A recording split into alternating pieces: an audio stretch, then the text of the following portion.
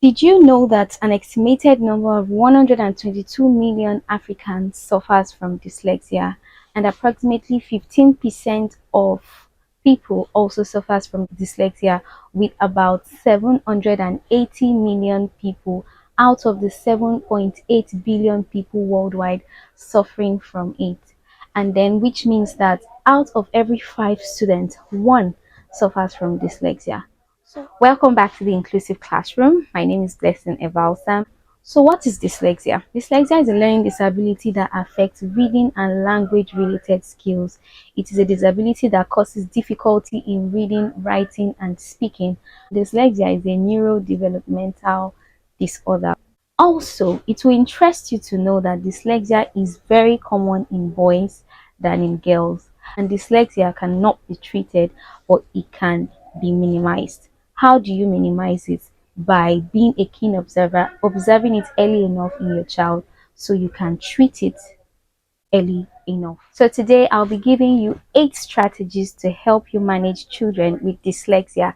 8 strategies to help you as a parent or a teacher to make that child become better at reading. So number one is read together. As a parent, most especially, learn to read with your children.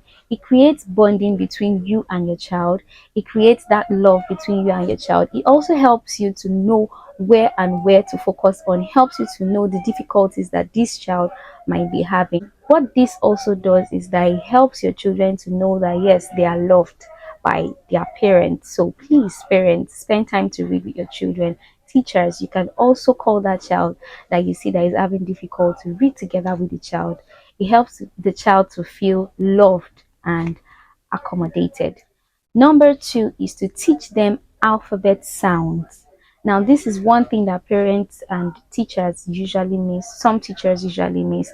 So when you're starting to teach a child how to read, don't just start with A, B, C, D, knowing the name of the alphabet. No, start with the sounds. That's what I do. So when you see a child that has difficulty with reading, start with the sounds. A, B, D, eh, you know, all the alphabet sounds. Make sure they know them. Make sure they know them. That is the second thing you should do as a parent or a teacher. Make sure those children know their alphabet sounds. Help them to know their alphabet sounds. Let them learn it. Let them memorize. Let them recite. Let them repeat. That is the second step to helping them manage that difficulty in reading. Number three step is to teach them to combine consonant sounds with vowel sounds. Remember, we have 5 vowel sounds. We have vowel sound a, e, o, and So what you do is you pick a consonant sound, let's say consonant sound b, and you add it with the sound a. B, a sounds ba. D, a sounds da. You teach them like that. So all the consonant sounds, you add them with each of the vowel sounds. So when you're done with consonant sounds and vowel sound a, you go to consonant sounds and vowel sounds so b, sounds b. Don't teach them b yet. Just teach them b, sounds b. So when you teach them those words, it helps them to know that okay, this is how the sound a sounds, this is how words with sound sounds. I don't know if you understand. So when you're done with you go to e, you go to o, and you go to so you mix all the consonant sounds with the vowel sounds. Number four is to focus on sight words. Focus on sight words. When you see that these children or this child have started combining consonant and vowel sounds together, the next thing you should do is to go to sight words. Before you go to sight words, definitely you should start introducing the child to 3-letter words like b, a, ba. So when you add t to it, it becomes bat. I don't know if you understand. So add sight words. Now, what are sight words? Sight words are words that appears most frequently in our reading and writing. Example of sight words are on, off, at, in, ask, say, sat, those are sight words. So help your children to fuse in sight words into their practice. Number 5 step is to repeat, repeat, and repeat. One skill that a child with learning disability should have is a repetition skill. Help them, it helps them to become better. So make them repeat the sight words. You can have a chart in your house, somewhere in your house where you have a lot of sight words. Make them do it maybe every week. They have 10 sight words they have to learn. Make them repeat those sight words, make them repeat those alphabet sounds. It helps them to become better. Number 6 is get extra help. You can't do it alone. We have professionals, we have home tutors. You can contact any home tutor. I do online tutoring.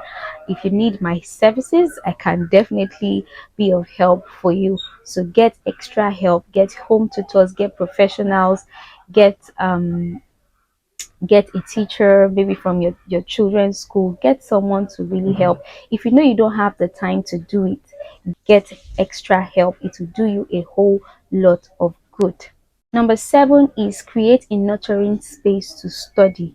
Let your home be a very calm and conducive environment for your children to be able to study.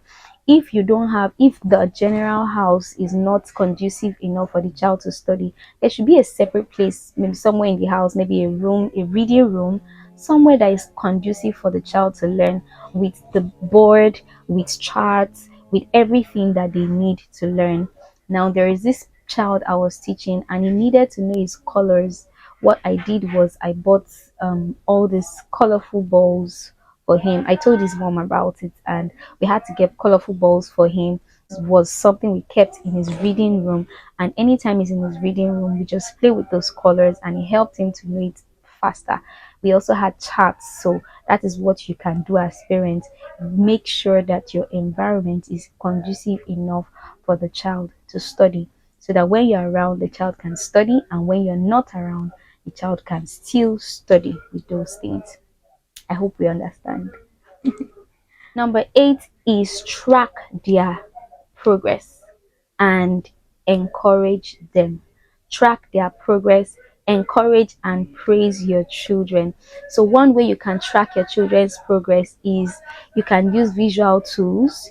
There are calendars, visual tools. You can even have a calendar in your house, or something that helps you to know that, okay, when your child learns 10 sight words, you mark it, learns 10 sight words, or you write it somewhere in your diary, learns 10 sight words.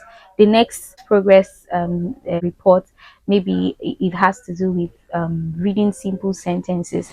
You mark it, track the child's progress. That is one thing you want to do. It will encourage you so much as a parent, seeing that your child is progressing and your child is able to do some things that he or she cannot do is really, really encouraging. Praise that child. If the child can read 10 sight words for you, buy the child something. You, like I said, you don't have to break a bank, so you can buy gifts or something, take the child out, do something that will help the child know that, yes, mommy is happy that I now know my sight words, or mommy is happy that I can now read simple sentences. Especially when you know that this is a disability in this child, especially when you know that this child is having this particular challenge. So praise their efforts. I said something about positive reinforcement.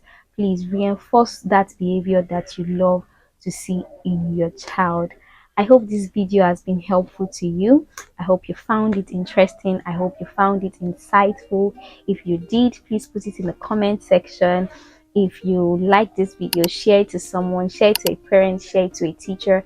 These are practical strategies that I have used that have helped me, and I'm very sure it's going to be of help to you. Do not forget to subscribe to this channel. Do not forget to like.